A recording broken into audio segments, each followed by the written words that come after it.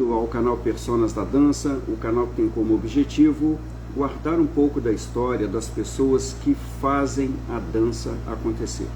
O Personas da Dança está dentro do YouTube, as entrevistas acontecem ao vivo pelo Instagram. Se você ainda não conhece o canal, eu lhe convido a conhecê-lo, e se você gostar, eu peço que, por gentileza, você se inscreva, aperte o sininho em todas, curta e compartilhe. Eu agradeço.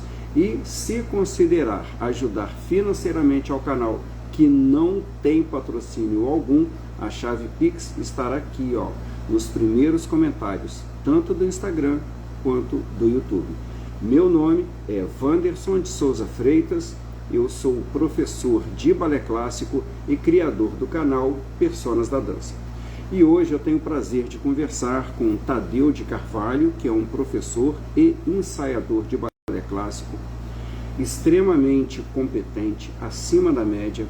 Tadeu de Carvalho, ele foi diretor artístico do Balé Jovem da cidade de Ourinhos, ele estudou música, ele estudou dança clássica de uma maneira muito sólida, e vamos citar aqui apenas 3 professores que Tadeu de Carvalho teve: Alina Biernaca, Fernando Alonso, Ofélia Gonzalez. Ele também foi assessor artístico do Balé Nacional de Cuba numa excursão da companhia aqui no Brasil. Também foi coreógrafo de casais de mestre-sala e porta-bandeira, jurado de festivais importantes. Ou seja, Tadeu de Carvalho tem uma participação ativa na história da dança que é feita aqui no Brasil. E vamos então saber mais da história deste professor e deste ensaiador, Tadeu de Carvalho. O convite segue agora. Tadeu de Carvalho estará conosco.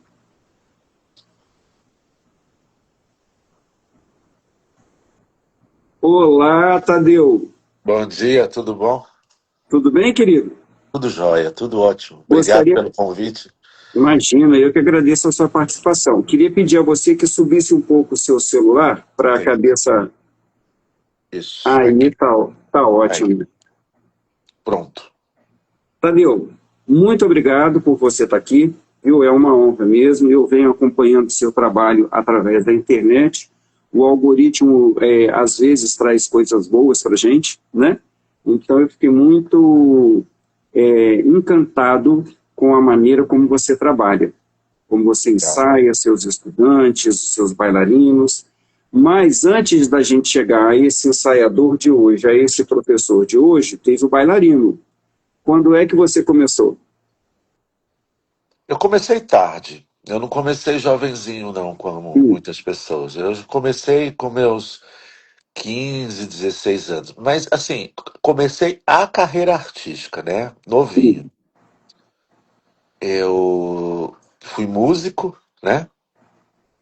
E tocava em corporação musical, na empresa Faber-Castell, né? Isso, existia uma corporação musical ali, e eu era o baixo da corporação, né? Depois eu fiz um pouquinho, me iludi um pouquinho com a moda, né?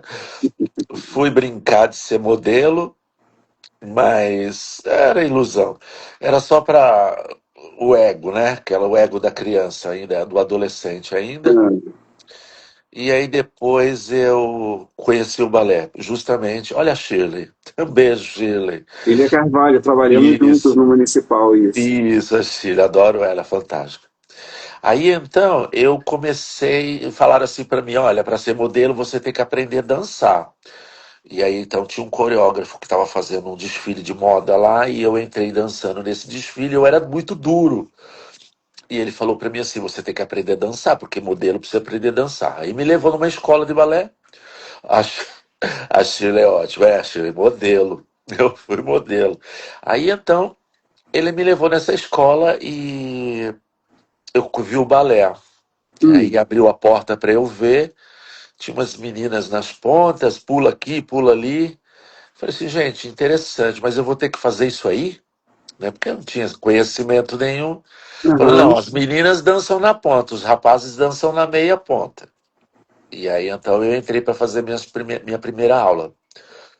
Foi muito receptivo, gostaram muito do meu físico, eu não entendia nada tal. E aí, a partir dali, eu não parei mais, eu gostei muito. Era muito interessante fazer aula, né? Isso em Essa São Paulo? comecei no interior do estado de São Paulo, na cidade de São Carlos, Uhum. no balé Expressão, uma escola do interior ainda, com a sua diretora Elizabeth Kiomura, na época. Né? Ainda existe essa escola, é uma escola muito importante no interior do estado de São Paulo, né? E aí então eu comecei ali. A partir dali então eu fui conhecendo pessoas e aí eu fui para São Paulo depois, logo, e acabei sendo discípulo de Madame Alina Biernacca. Eu acho que todo mundo conhece, a mesma professora de Cecília, né, de muitas pessoas importantes no É, país, né? Cecília quer. Mas, Tadeu, entre o Tadeu músico, o musicista, o Tadeu modelo e o Tadeu que começou a dançar por conta da passarela e esse profissional de hoje, existe aí uma mudança de chave muito grande.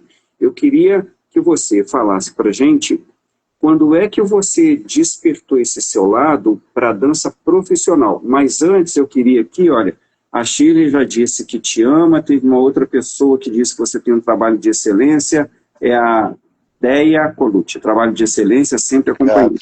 Né? São elogios aí que é sempre bom a gente escutar. Como é que essa chave foi mudada dentro de você? Eu procurei a moda, assim, eu procurei o lado artístico. Desde criança eu tinha alguma coisa, mas a gente nunca sabe o que é, né? Mas aí eu sempre gostei de música, principalmente músicas eruditas. Ah, Eu vivia, na época do vinil ainda, eu vivia ouvindo Beethoven, Mozart. Então eu sempre curtia esse sentido do meu lado artístico. Mas eu não sabia que caminho que ia dar. uhum, Quando eu entrei para moda, ah, quando eu entrei para música, eu queria evoluir na música. Eu aprendi partitura, aprendi a tocar, aprendi compasso, aprendi música. Eu tinha um excelente maestro que era muito dedicado. uhum, Depois, quando eu entrei na dança, eu queria melhorar mais a minha carreira. Eu sempre falei assim, eu vou ser uma pessoa muito importante na arte ainda no Brasil. Eu já falava naquela época, né? ah, Porque eu tinha muitos dotes artísticos, mas eu não sabia que caminho fazer. Então, eu queria evoluir.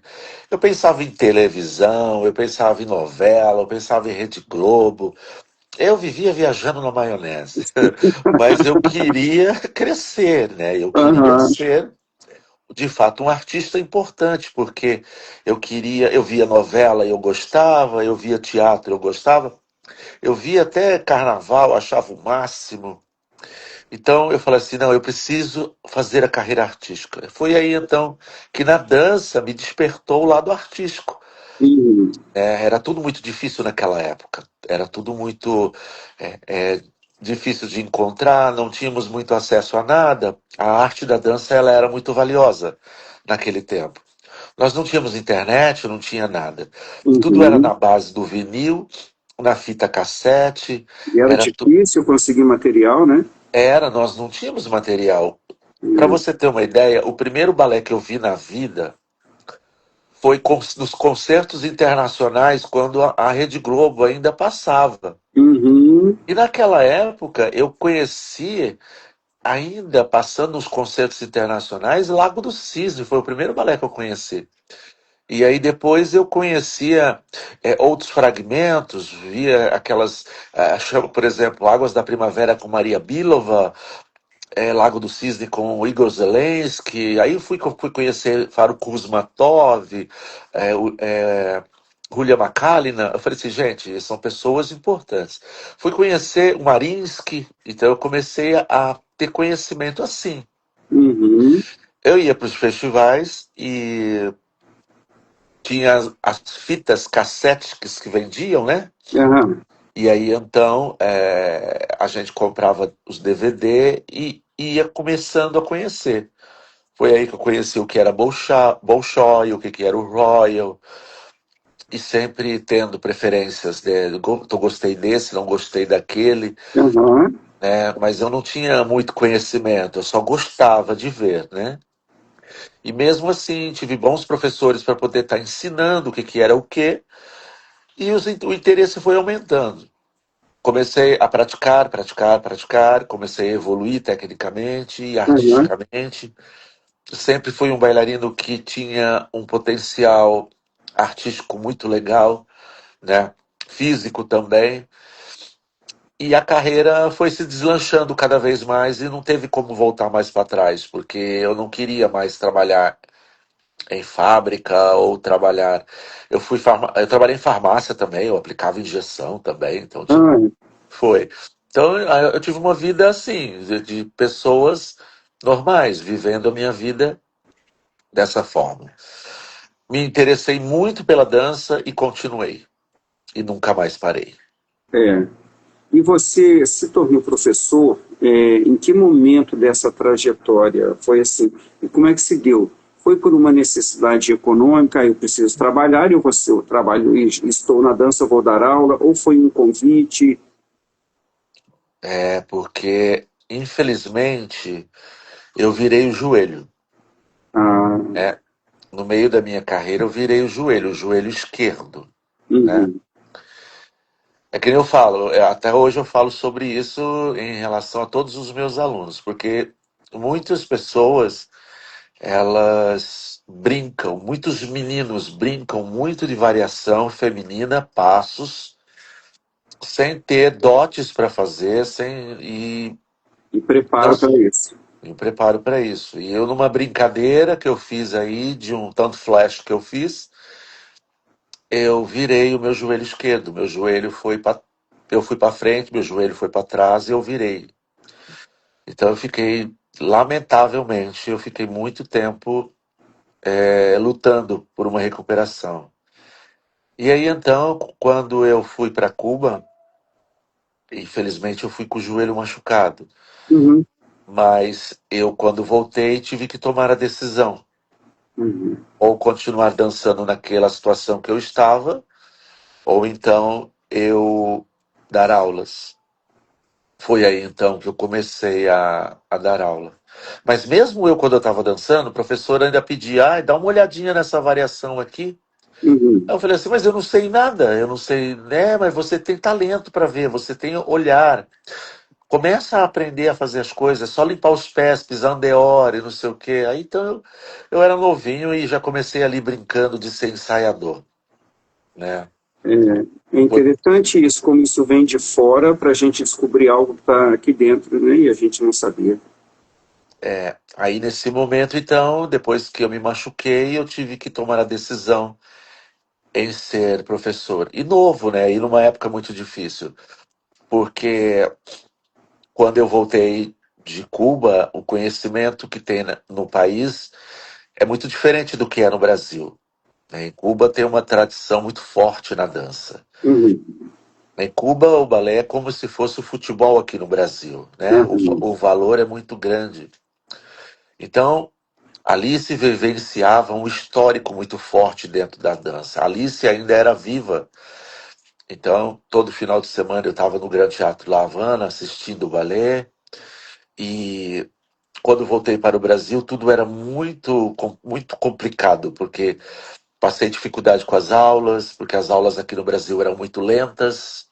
Em uhum. Cuba, as aulas eram mais fortes. E aí, então, eu tive que tomar uma decisão. E na época tinha muito preconceito, né? O brasileiro sempre teve muito preconceito do cubano em muitos aspectos, principalmente da escola cubana de balé. E aí, então, mesmo assim, eu continuei. Era o que eu tinha nas minhas mãos. Eu não tive acesso a outra escola, né? É, Então eu tinha que agarrar o que eu sabia. E eram uhum, momentos muito difíceis, porque eu era jovenzinho, eu era um professor jovem. uhum, E o acesso à dança era difícil. Os nomes importantes que a dança tinha bloqueava a nossa entrada. Então, tipo, nós não tínhamos acesso.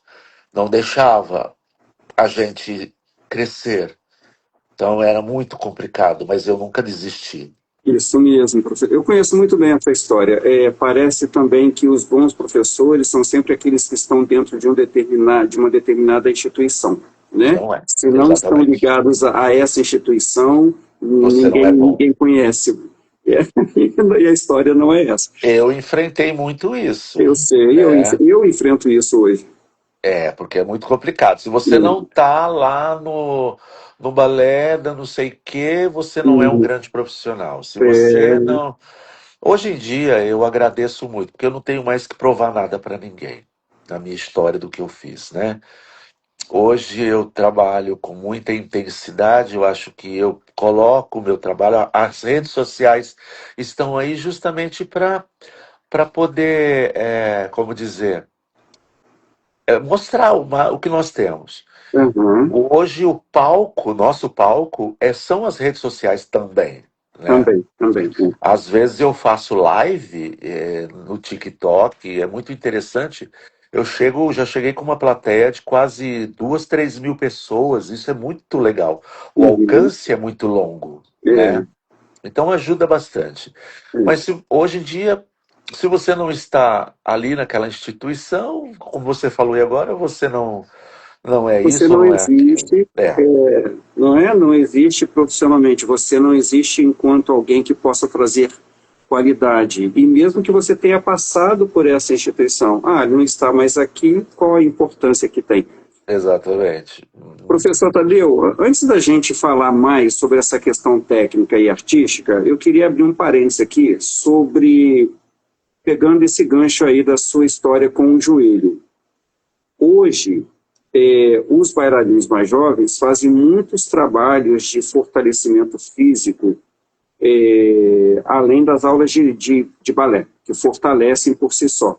Mas é o pilates, o girotônico, a própria musculação e outras coisas. Eu, pessoalmente, eu acho que isso é muito válido, isso ajuda a que o bailarino tenha uma vida útil maior, né? Ele dança por mais tempo. A gente está vendo aí a Marianela Nunes, já passou dos 40 e está excelente. Qual é a sua opinião sobre esses trabalhos extras? É a base de tudo, Hum, tá? Eu quero voltar a um tempo atrás, hum, na época que eu trouxe para o Brasil, principalmente esse trabalho de preparação física, uhum. porque em Cuba é a base. Ah, Se você não tem esse trabalho, você não atinge objetivos, né? Balé não é esporte. Não, nós vamos diferenciar as coisas, né? Eu até quero falar no público aqui, vamos diferenciar as coisas. Balé é arte. uhum, Quando nós praticamos o balé, é arte. Quando nós praticamos a aula de balé, é diferente.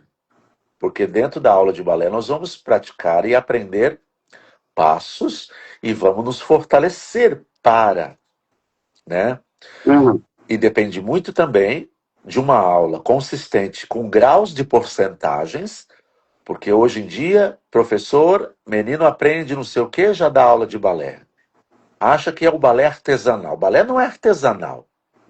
Balé é fortalecimento. Você precisa ter carga de exercícios para adquirir caminhos. Não é uhum, somente dar um tandilzinho, um pliezinho e achando que está dando aula. Não é assim. Existem caminhos de combinações que atingem objetivos, né? A aham, preparação física, por exemplo, ela é a parte disso tudo. Eu, por exemplo, eu desenvolvi um trabalho no qual eu tirei de dentro da GR, né? Porque durante muito ginástica rítmica. ginástica rítmica. Eu vi as ginastas, eu já estava fazendo balé. Uhum, Eu olhava e falava assim: o que acontece? Eu queria entender. Essas meninas têm um físico impressionante. Elas fazem saut de cheval, elas fazem piruetas, elas fazem fouettes, elas saltam e os saltos são mirabolantes, porque todo mundo uhum, fala, elas são moles. Não, elas não são moles. Aquilo ali é trabalho de alto rendimento, isso é um trabalho muito intenso, né? E eu olhava para o balé e falava assim: o que acontece com essas bailarinas que são tão atarracadas? Por que que elas não têm uma facilidade de trabalho? Tem alguma coisa errada. E Uhum. vi aqui no Brasil muita deficiência. Aham. Quando eu fui para Cuba, que eu vi o trabalho, eu falei assim: essas mulheres, por que que são tão virtuosas? Têm uma longevidade de trabalho, chegando a dançar com seus 40, 50 anos, como a Uhum. Alicia que dançou até os seus 60 e poucos anos de idade. Aí venho aqui no Brasil, eu olho bailarinas de companhias importantes, né? Não vou citar nomes, mas vamos, né, Uhum. deixar só no ar. Terminando sua carreira com 30 e pouco, 40 anos. E olha lá, chegando a 30 e pouco, viu? Já dizendo, vou me aposentar. Quando está com seus 30 e poucos anos, você vai dançar, não consegue terminar um fouetté, não consegue terminar nada. Vai ter alguma coisa errada aí. O que que acontece então? Que lá fora, como você está falando, Marianela Nunes tem seus 40 e poucos anos de idade, e está no lapso técnico e artístico de uma forma fenomenal. Cada vez mais refinada. Exatamente. O que que tem por trás? Preparação física dura. Por que Baryshnikov dançava com uma técnica fenomenal? Preparação física dura. Nós temos aí bailarinos importantes no mundo com preparação física, exercícios por trás.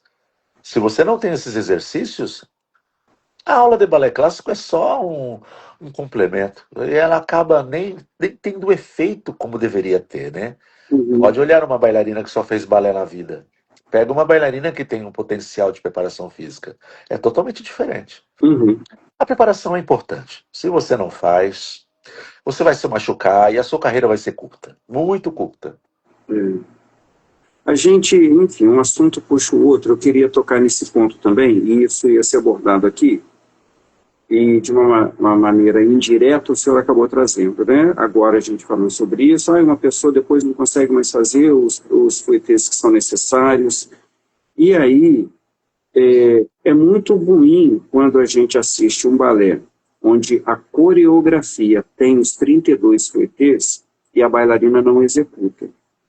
E aí muita gente usa o subterfúgio de falar da emoção.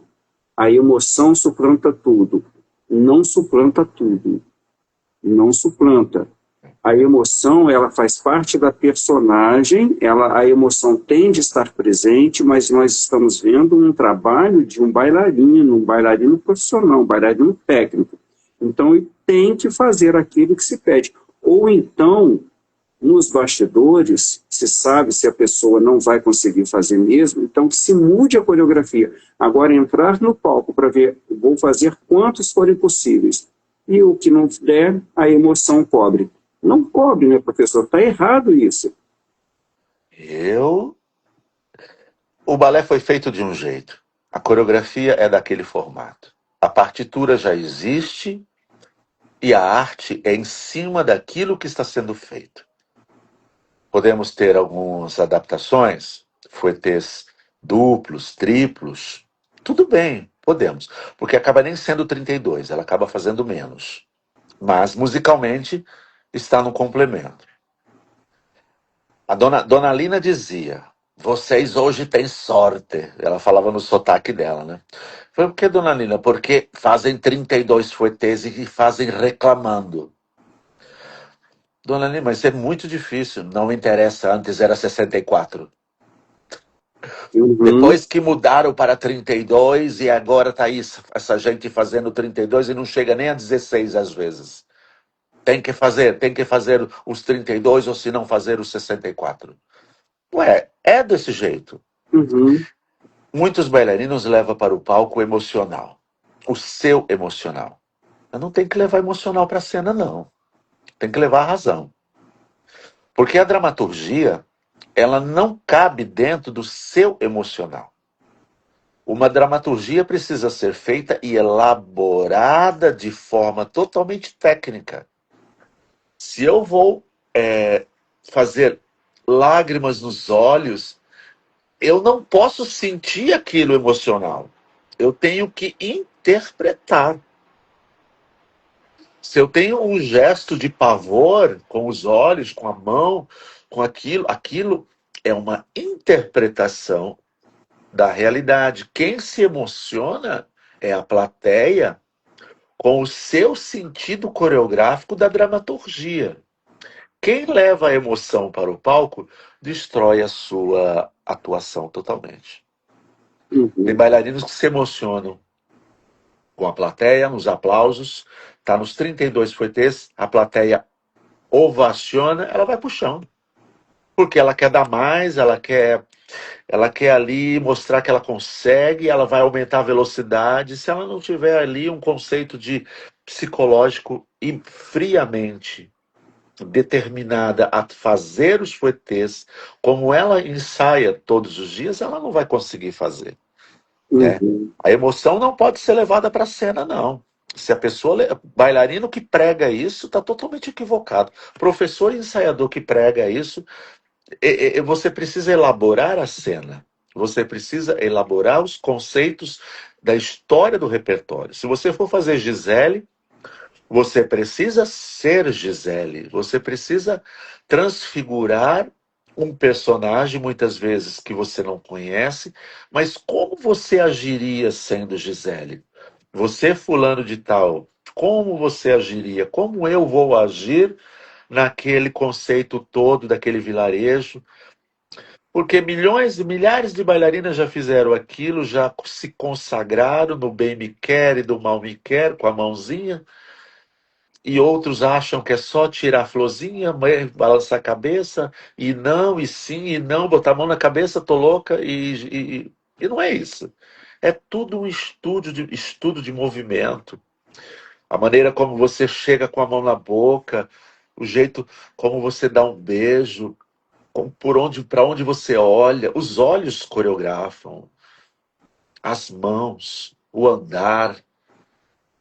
É tudo um processo muito complexo. E o repertório, os jovens hoje estão entrando em cena, fazendo pirueta, levantando a perna, e o público aplaude e eles acham que estão arrasando. Então, professor, tem muita coisa envolvida. Não Olha, estão se dando conta. tem algumas questões envolvidas aí. Tem uma falta de cultura por parte do público, porque infelizmente a gente não tem. A gente tem uma companhia de dança clássica no Brasil, uma companhia oficial, e outras que eventualmente dançam balé clássico e mesmo companhias profissionais, e às vezes um balé clássico reduzido, que se chama de suíte, né? Sim. Então, a plateia acaba sendo condicionada a aplaudir qualquer coisa que lhe é diferente. Ninguém anda na rua dando pirueta, fazendo grand jeté. Então, quando vai a um teatro e vê isso, aplaude muito. E isso, e aquelas pessoas que estão em cena, que sabem que causaram isso na plateia, acabam, então, usando isso a favor de uma congratulação que não é real, porque ela sabe, às vezes, que aquilo não é tudo que a dança pode oferecer. Ela, artista, poderia oferecer mais, mas como a plateia aplaudiu muito, aquilo fica naquilo mesmo, está bom. E não é assim.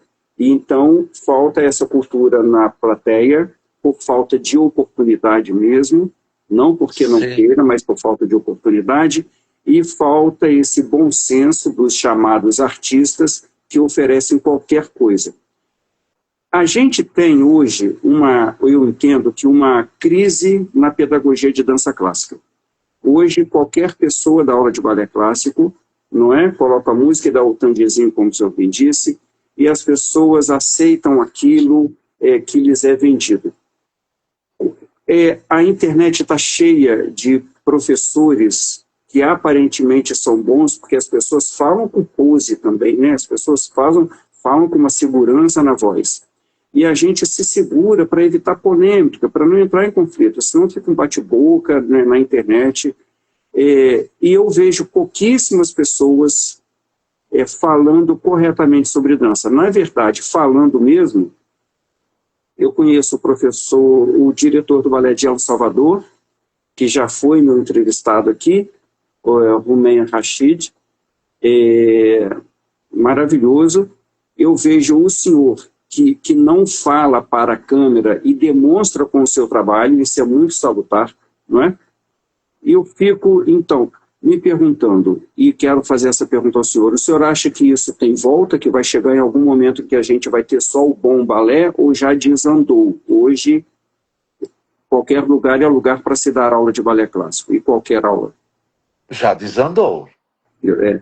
Já desandou. Já porque os lugares de dança do país estão levando os bailarinos totalmente ao delírio. E eles não estão percebendo. Balé não é pirueta, balé não é perna alta, balé é complicado, porque dentro daquele repertório tem um estilo, tem um jeitinho que faz, a mão. Eu estou falando numa forma mais didática, né, para as pessoas entenderem com Sim. mais facilidade. Tem um jeitinho de olhar, tem um jeitinho do corpo se mexer. Se vai fazer Lago é de um jeito, se vai fazer Gisele é de outro. Então, tipo assim, a mesma pirueta que tem Lago tem em Gisele. O mesmo développé que tem Lago também tem em Gisele. Só que ambos fazem de forma diferente. Só que chamam développé, Uhum. né? Em Lago nós estamos interpretando uma maldição, né? A princesa se transforma num cisne. Em Gisele nós estamos lidando com um sentido de vida pós-morte, né? Aquela coisa toda, aquela traição. Então, tipo, ambos vêm de uma era romântica, mas, por exemplo, cada um fala um processo dramatúrgico diferente um do outro. Uhum. Dentro de Lago, nós temos dois personagens. Nós temos Odete e nós temos Odile. Então, a mesma pessoa precisa transfigurar dois papéis, que é muito. Imagina que interessante que é para um ser humano você ter a facilidade de transfigurar dois personagens, mas acontece que o primeiro personagem ninguém consegue fazer. Ninguém consegue fazer o primeiro personagem, que é Odete. É. Porque o ser humano não tem a pureza de uma vida. Muitas pessoas não conseguem entender isso, porque estão tratando só de passos. Ela só veste de branco, ela é o cisne branco, ela é pura, sim, ela é pura, mas nem todas as pessoas conseguem fazer isso. Elas conseguem fazer muito mais fácil o cisne negro. Eu não estou falando nem tecnicamente, estou falando no lado Emocional. emocional mesmo, né?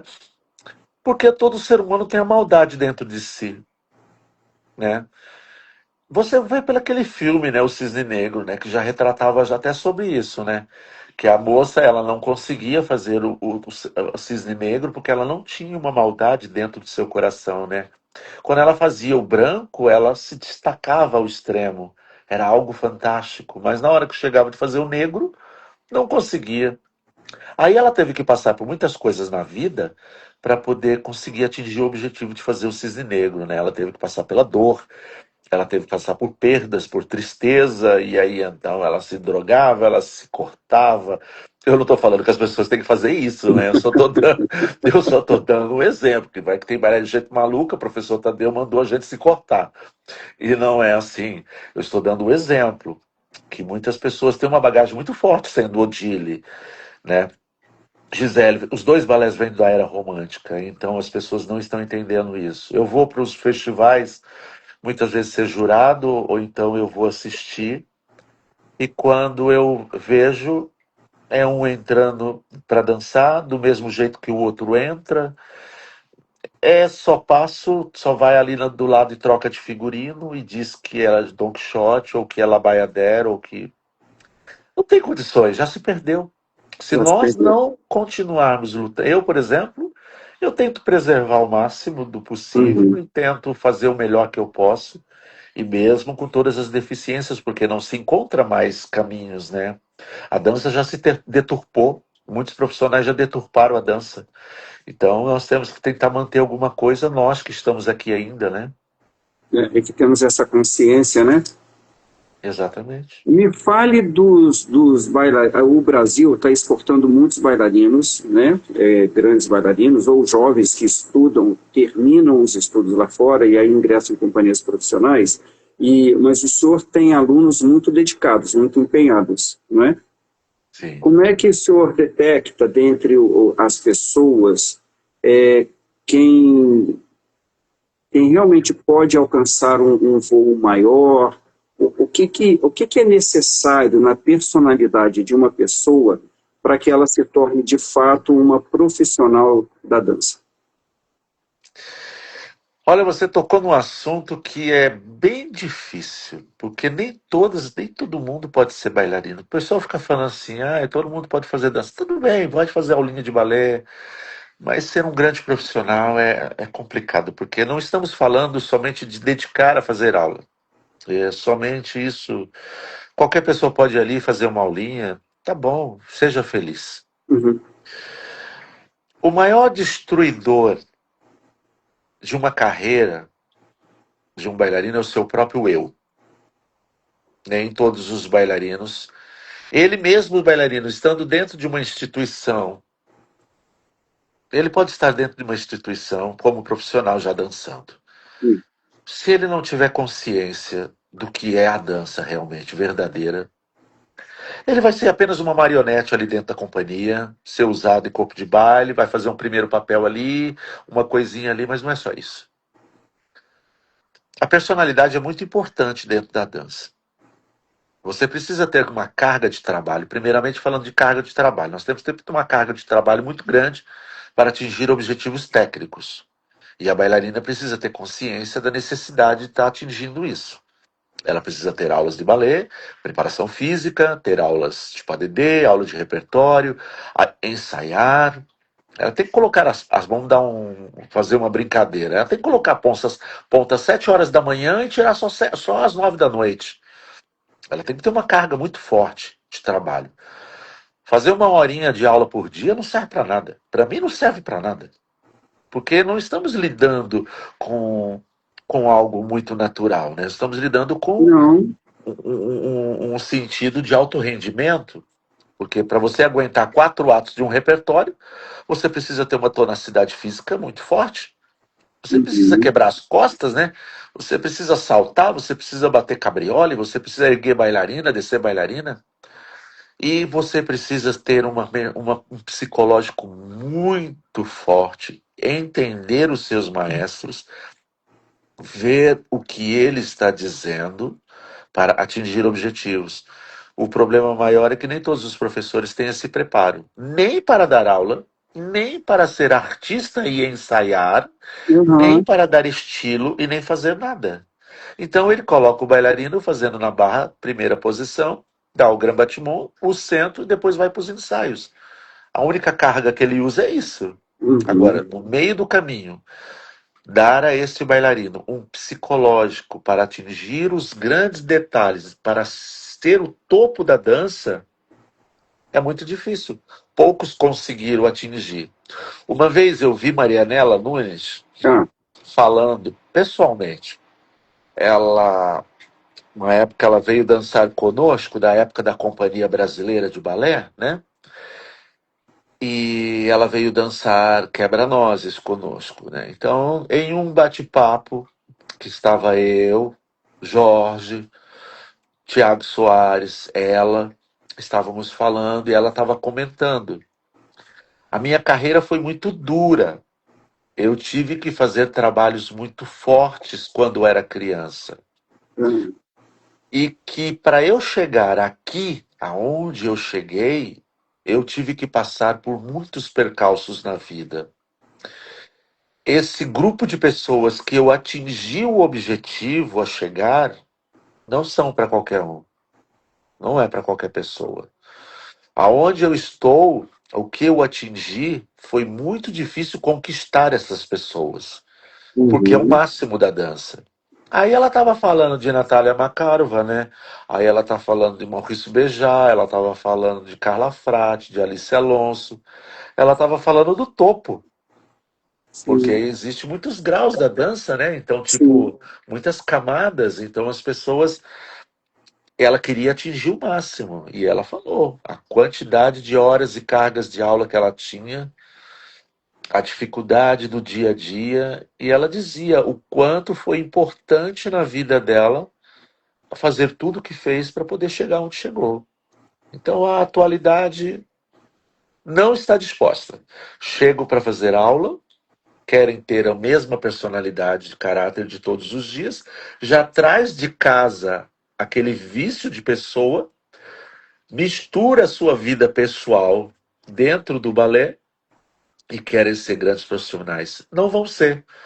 A dança tem um pensamento, o caminho é de um jeito. Se você não fizer desse jeito, não vai atingir grandes objetivos. Poderá até entrar numa companhia, mas entre entrar numa companhia, dançar, ganhar dinheiro ou ser um grande artista e chegar em objetivos maiores, qual é o fundamento mais necessário disso tudo?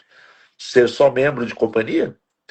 Eu já tive alunos aí que estão em companhias por aí dançando artisticamente, tecnicamente, e hoje já estão praticamente para pendurar a chuteira, onde já não devia fazer isso. Uhum. Né? Tem bailarinos que já engordaram, já não se preocupa mais, porque a cabeça não levou eles ao sentido verdadeiro da dança. Qual é o papel da família nesse trabalho de formação de personalidade? Eu já entrei nesse detalhe, às vezes eu tenho que ensinar mais para o pai e para a mãe do que para a criança. Às vezes eu tenho que ensinar balé para a mãe e para o pai como funciona. Uhum. Porque a criança, você molda ela e vai mostrando o caminho e ela vai melhorando. Então ela por si mesma vai percebendo os caminhos que ela está melhorando na dança dela. O pai e a mãe precisa ter um pouquinho que seja de conhecimento para entender o quão duro é a carreira de uma bailarina. Não é somente pegar a menininha, colocar ela dentro do balé e dizer: ah, filha está fazendo balé.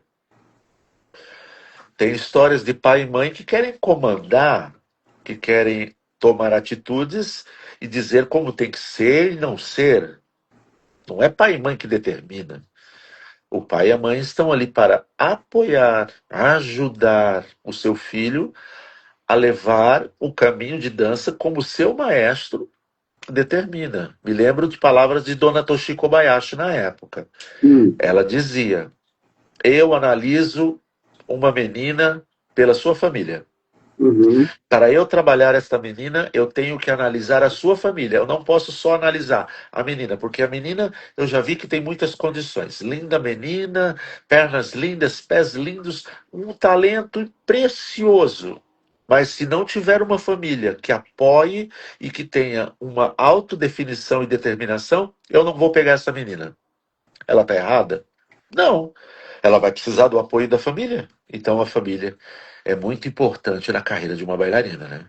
É. E tem a questão emocional também, né? Eu vejo que os bailarinos, sobretudo as meninas, as bailarinas que rendem mais emocionalmente, que compreendem as personagens, enfim, que rendem mais, que tocam o coração da plateia, são aquelas que vêm de famílias mais estruturadas, né? É muito importante que esse apoio todo venha amparado no amor, no carinho, né, na aceitação de: olha, minha filha, hoje você não foi escolhida para determinado papel, não tem importância, continue sua trajetória, estamos aqui para lhe apoiar, não É, é? E aí, com isso, abrindo espaço para aquilo que o professor disse, né? Se o professor não lhe escolheu, ele sabe o que está fazendo, né? exatamente. É um respeito geral.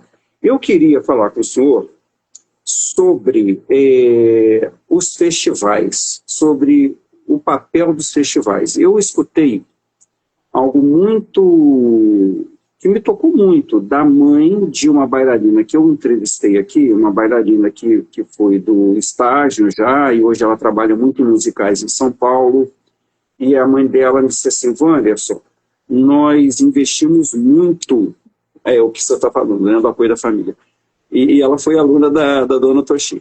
Falei assim: Wanderson, nós investimos muito em festivais de dança e os festivais ensinam muito sobre a vida, né? Sobre ganhar e perder. Eu, apesar de todos os gastos com festivais, eu acho que eles são muito válidos. A mãe de uma aluna que gastou muito com isso. Bom, é a opinião dela, eu queria saber a sua. Os festivais brasileiros é o que nós temos para colocar os nossos alunos. Hum. Mas nós temos que colocar nossos alunos com consciência. Porque um primeiro lugar não determina a sua carreira. Uhum. Um segundo lugar também não, um terceiro também não. Isso são. Eu vi até um vídeo agora recente de um vídeo sobre o Tinder o Silvano falando sobre os conceitos troféus e Uhum. medalhas. Uhum. Uma medalha não simboliza que você é melhor ou pior. Uhum. Agora, entrar no palco. Ah, deixa eu só dar um beijo aqui para Rosa, ó. Ah, eu também queria Rosa, falar, eu não queria interromper a sua fala, mas aí o senhor a interrompeu, eu achei ótimo. Rosa, obrigado por estar aqui. adoro a Rosa, é uma figura. Quando a gente se junta é uma festa. A Rosa foi minha entrevistada aqui. É. Precisamos do palco. Precisamos treiná-los. Né? Precisamos colocá-lo para sentir o que é uma plateia, o que é a luz, o que é um degrau no palco para tropeçar e cair. Precisamos ver luz, precisamos ver figurino, precisamos ver se a obra está condizente, se estamos vendo um visual bom, se a bailarina está conseguindo se colocar em cena, ganhando experiências técnicas e artísticas. O que está prejudicando é essa doença de um querendo ser melhor que o outro. E isso eu vou falar com todas as letras. E não são só bailarinos. Os seus diretores apoiam isso. Eles fazem com que os seus bailarinos se transformem em peças de manobras, de manipulação, para poder ter os seus prêmios. Se eu ganho o primeiro lugar, eu sou o melhor. Se eu não ganho, eu sou o pior. E professores de balé, quando um ganha primeiro lugar, ele vai criticar e vai falar. Ou seja, os festivais estão adoecendo as pessoas. O que deveria ser uma ferramenta saudável, porque os seus diretores de festivais, eles levam oportunidades para o palco, Uhum. para o festival. Eles levam bons professores, eles levam convidados importantes para estar dançando. Eles dão oportunidade para seus bailarinos. Eu tenho amigos que têm festival pelo Brasil e eles dão oportunidade para os bailarinos Uhum. mostrar o seu trabalho, ganharem oportunidades fora do Brasil. Tudo é válido quando o conceito ele é saudável. A partir do momento que começa a ser uma doença, porque tem bailarina e bailarino que não aceita sua derrota, que não aceita ele perder. O diretor não aceita perder que o outro ganhou no lugar dele. Não é sobre prêmio, é sobre experiência, é sobre construção de um artista e de uma artista. Porque eu falei aqui agora, balé não é pirueta, balé não é salto, é dramaturgia. Temos que ter conhecimento. E não é só dramaturgia que temos que ter conhecimento. Não tem um conhecimento sobre artes plásticas. Não tem um conhecimento sobre literatura. Não tem um conhecimento sobre. Não vai a um museu, não vê uma pintura, não vê nada, não se inspira em gravuras, não se inspira nos poetas, não assiste bons filmes, não vê nada, só tem a cabeça ali ligada à pirueta e à fouetté. E a primeiro lugar. Isso não é ser bailarino. Isso é só ser um fantoche. Nada mais além disso. Professor Tadeu, nós chegamos aqui ao final da entrevista. Eu quero agradecer ao senhor mais uma vez, falas muito necessárias. E eu queria encerrar com a definição de um dicionário do que seja um ensaiador, porque eu fui pesquisar antes no dicionário, né? Eu mesmo falo tanto sobre essa palavra ensaiador e ensaio, são palavras que estão na nossa boca diariamente. E uma das definições eu acho que cabe perfeitamente ao senhor, que é do dicionário Açaí, que diz assim, que é o profissional responsável por analisar e testar a pureza e o quilate de metais preciosos como ouro e prata. Eu acho que isso é o senhor. Muito Obrigado. obrigado, viu? Tudo de muito bom para o Obrigado. senhor. Muito Parabéns. obrigado, um beijo muito grande, muito agradecido pela oportunidade e espero estar mais vezes, quem sabe. Quem sabe? Tchau, Isso, querido. um abraço, até logo. Outro. Tchau, tchau.